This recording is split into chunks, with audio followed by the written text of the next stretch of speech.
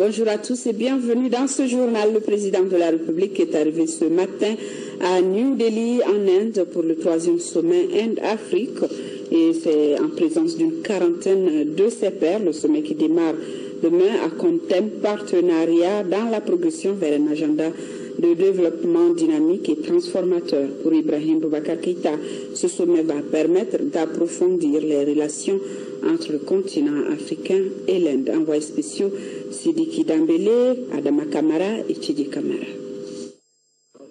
C'est toute l'Afrique qui est à l'honneur ici à New Delhi. La capitale indienne accueille le 3e sommet Inde-Afrique qui réunit pour la première fois plus de 40 chefs d'État et de gouvernement.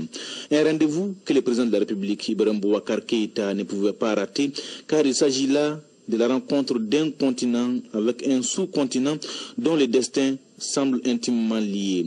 Déjà, à son arrivée, Ibrahim Boubacar Keïta a tenu à souligner la nécessité d'approfondir la coopération indo-africaine en vue d'un développement mutuellement avantageux. L'Inde est un sous-continent. On en sait aujourd'hui toutes les dimensions économiques, démographiques, culturelles, et que ce sous-continent ait eu souci de se rapprocher davantage de l'Afrique est une très bonne chose. Nous avons beaucoup de choses à apprendre de l'Inde. L'Inde a réussi la révolution verte, on le sait. L'Inde est aujourd'hui également une sorte de super Silicon Valley. Tant ici, il y a eu des progrès dans les microprocesseurs, dans l'informatique. L'Inde est également, on le sait, l'un des membres des BRICS, des fameux BRICS, ces pays émergents, Brésil, Russie, Inde, Chine, Afrique du Sud, BRICS d'ailleurs.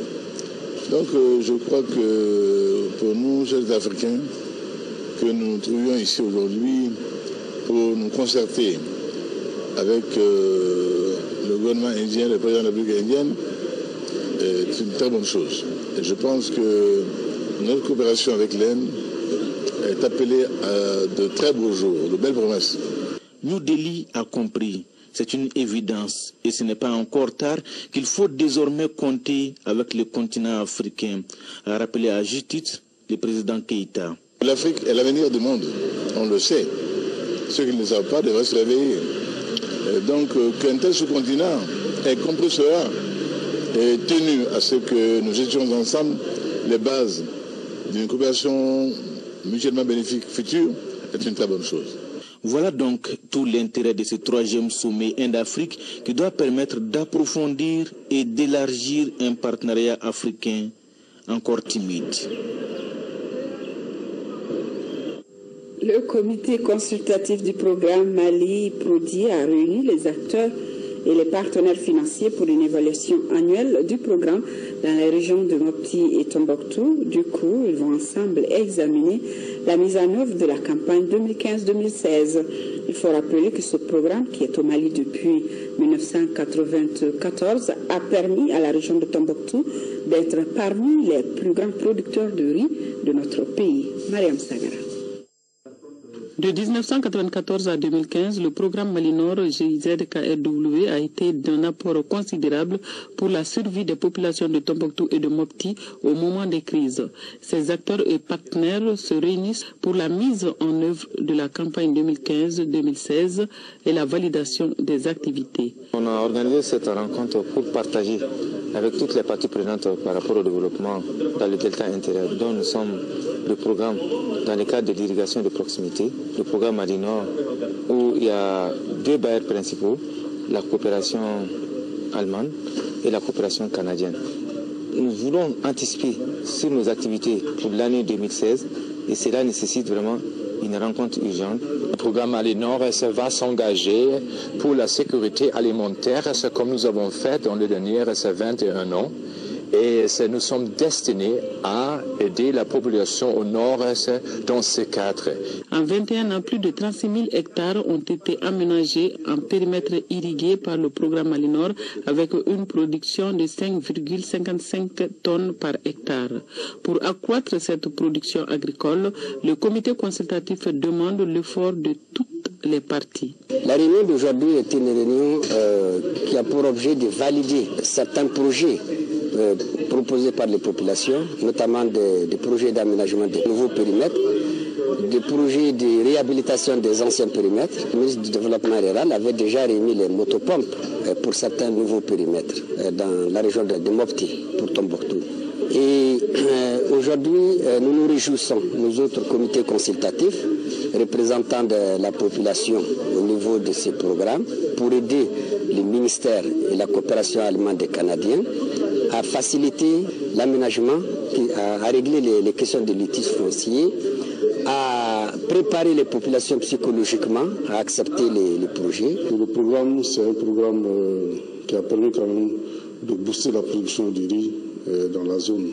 Parce qu'avec plus de 20 000 hectares de périmètre, à peu près 45 000 hectares de mares, donc ça apporte à peu près 10 à 15% de la production rizicole au Mali. Et avec l'irrigation de proximité, l'organisation des producteurs, aussi l'engagement, l'engouement que les producteurs ont pour ce programme, le gouvernement en tout cas est prêt à tout mettre en œuvre pour le soutenir afin qu'on puisse obtenir de bons résultats.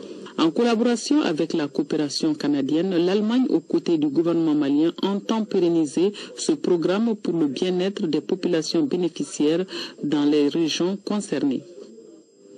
La multiplication des rencontres de sensibilisation, la diligence dans les procédures et la facilitation des projets entre bénéficiaires et agences d'exécution sont entre autres quelques recommandations de la rencontre de sensibilisation sur les chantiers de l'UEMOA tenu à Ségou, le compte rendu de Sékou Konaté.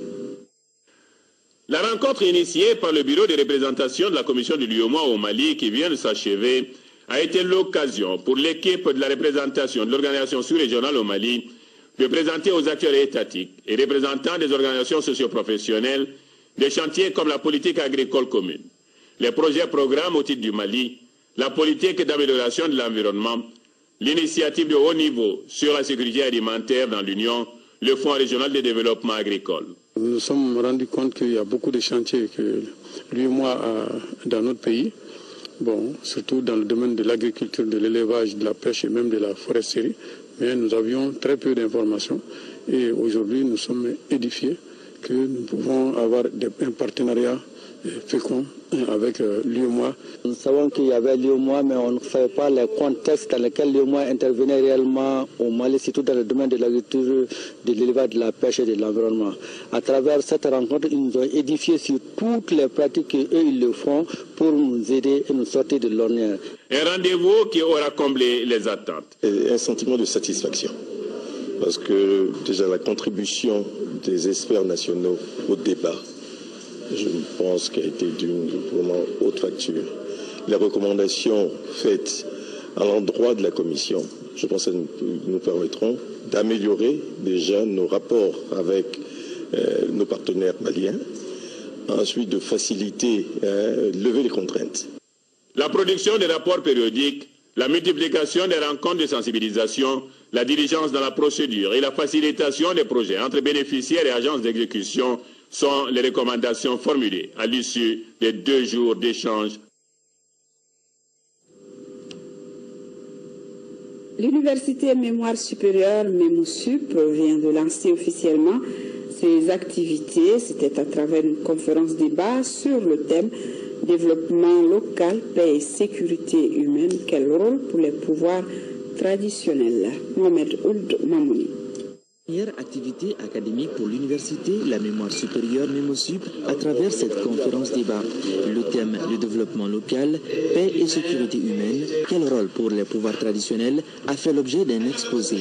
Un thème animé par l'ancienne ministre Aminata Draman Traoré et le professeur Bani Touré, ancien administrateur de l'université.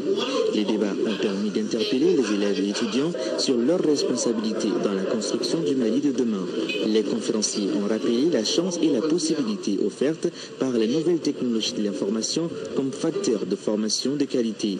Autre thème abordé, l'école malienne, fruit des différentes réformes successives depuis 1962.